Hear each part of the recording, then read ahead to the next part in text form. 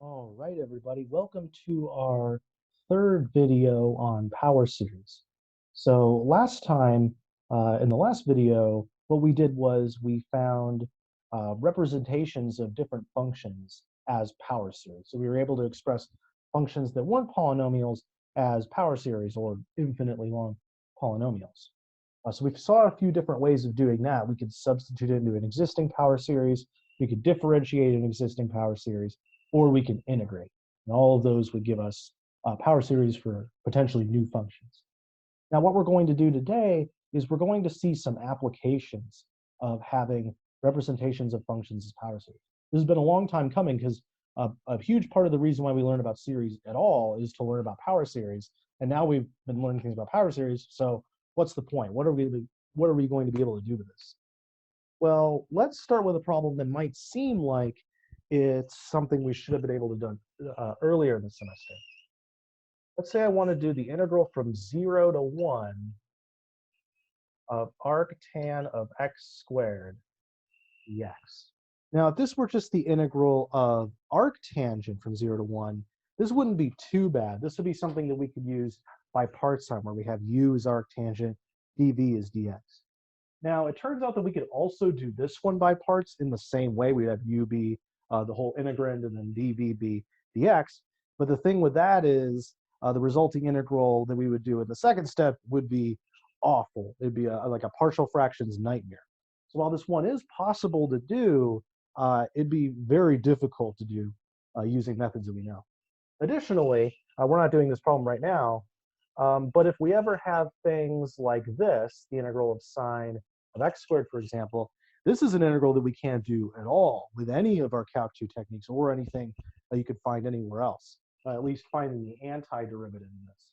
But what we're going to see today is that sometimes we don't need to know the formula for the antiderivative written out in terms of regular functions.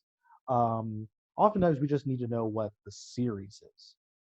Well, anyways, first of all, that means if we want to do this integral in the way I just said, we need to know what the series is for arctan of x squared. All right, well, why don't we take a few steps back here? Let's find the series for 1 over 1 plus x squared. Well, remember, 1 over 1 plus x squared, that's kind of the same way as writing, or the same thing as writing 1 over 1 minus negative x squared. And then once we put it in this form, we're in business because we can use the geometric series formula. Whenever we have 1 over 1 minus something, that's going to be the sum from 0 to infinity of that something raised to the n, which I'm just going to simplify to be negative 1 to the n, x to the 2n, because that negative raised to the nth will be negative 1 to the n, and then x squared to the n will be x to the 2n. All right, so here's our series, and then remember, this has an interval convergence of negative 1 to 1. So those are the x values that are okay to plug in. Now, why did I bother finding this series? What does that have to do with arctan of x squared? Well, what we could do is we can integrate this series to get arctangent, because as we all know, the integral of 1 over 1 plus x squared is arctangent. So if I integrate both sides of this equation, the integral of this will be arctan of x. Technically, it should be plus c, but kind of like in the last video with natural log, the c would end up being 0 for this. So I'm just going to admit it. And then meanwhile, over here, remember when we're doing the integral, all I need to focus on is the power of x. So I have negative 1 to the n, x to the 2n plus 1, and then I divide by 2n plus 1, aka I just do the power rule here.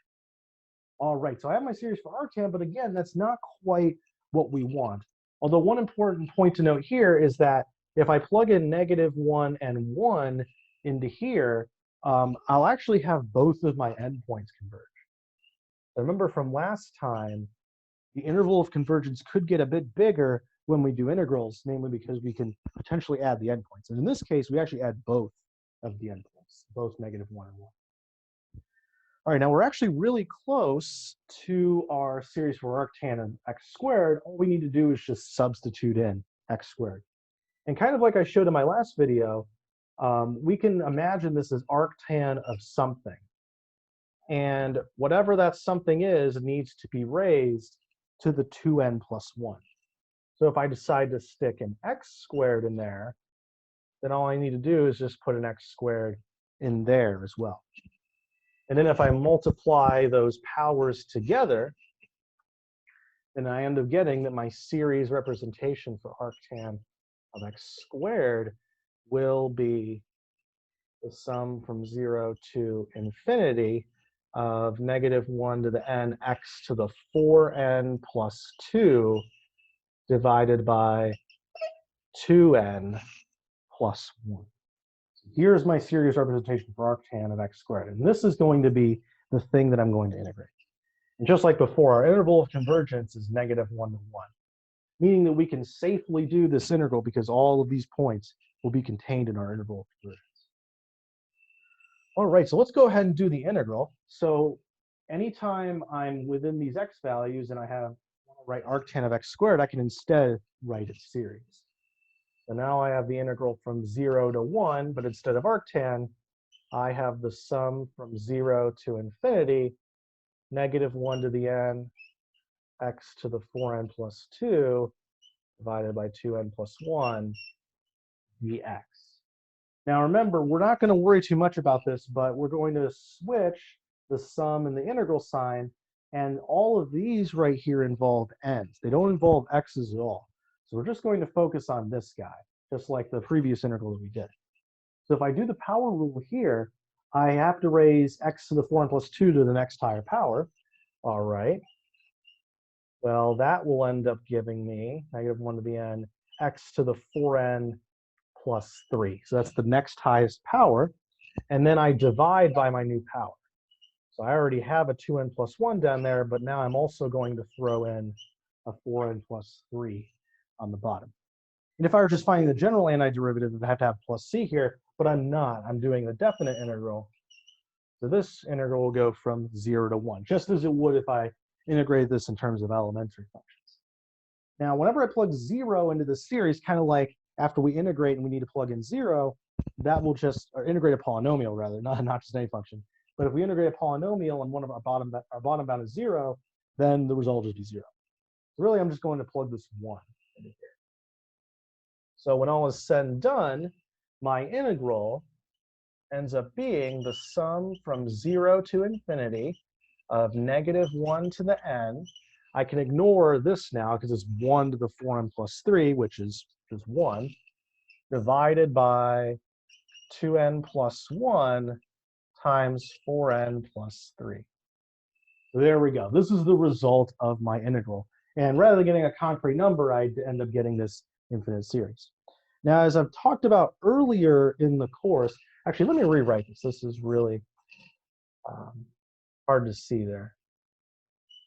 As I was saying, this is the sum from 0 to infinity, -1 to the n divided by 2n plus 1 times 4n plus 3. Yeah, there, that looks a little more visible. Now, the problem with this is that, all right, that's a perfectly valid answer. That is what the integral ends up being, but how exactly, how big is that? What number does that represent? As I mentioned in class, in-person class, when we first started series, it's actually very difficult to know whether or not a given series, or what number a given series sums up to. We know this is going to converge by the alternating series test, but knowing exactly what number it converges to can be rather difficult to find. So rather than finding the exact number for this, what we're going to do is we're just going to try to estimate what number this is going to be. And for this, I want the error in my estimation to be less than 0.01. So I want, whatever my answer is, I want it to be within 1/100th of the true value of this integral, whatever that may be. Now, fortunately, this is an alternating series. And as we learned in the previous section before the second exam, there's actually a way of telling the maximum error for a partial sum of an alternating series. So rather than adding up all the terms from 0 to infinity, we're instead going to stop prematurely at some number n. But the thing is, we need to go far enough so we're less than this error. So first we need to figure out how far we need to go, and then we'll add up the terms. So what we do is we take everything in our series except for the alternator, and we set that to be less than our error tolerance.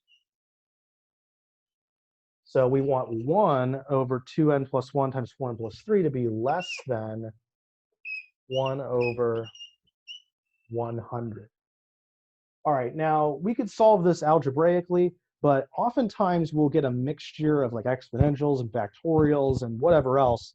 So oftentimes it'll be impossible to solve this algebraically. So I'm going to try the more sophisticated method of just plugging in numbers until I get it right. So I'm going to start with n equals 1 here. So if I put in n equals 1, let's see.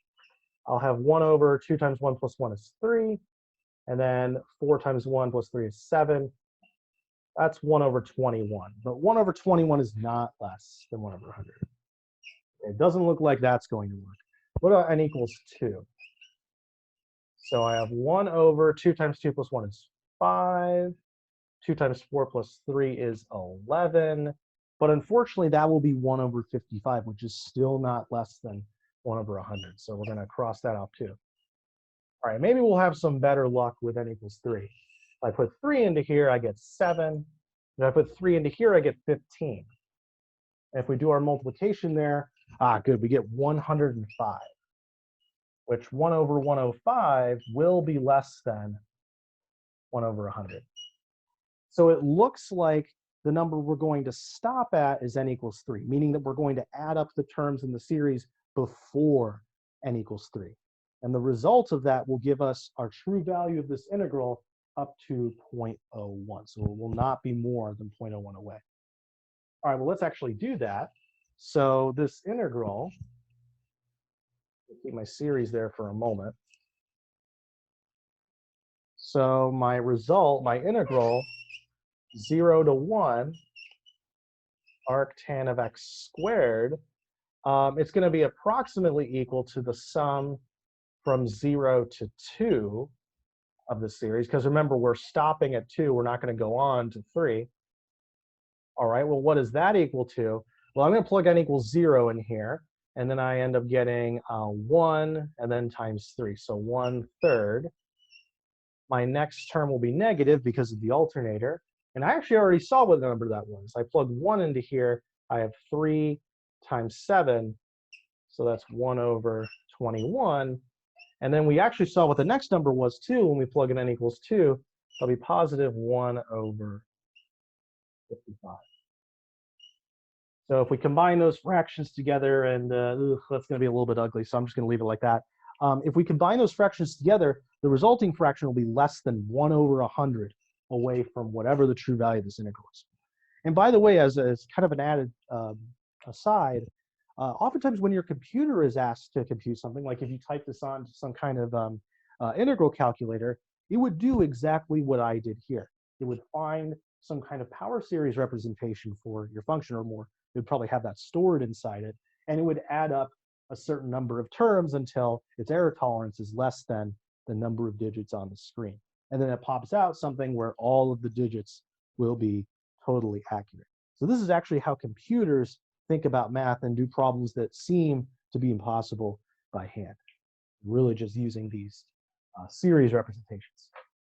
All right, well, as always, let me know if you have any questions and I'll be happy to answer them. And I'll see you guys in the next video.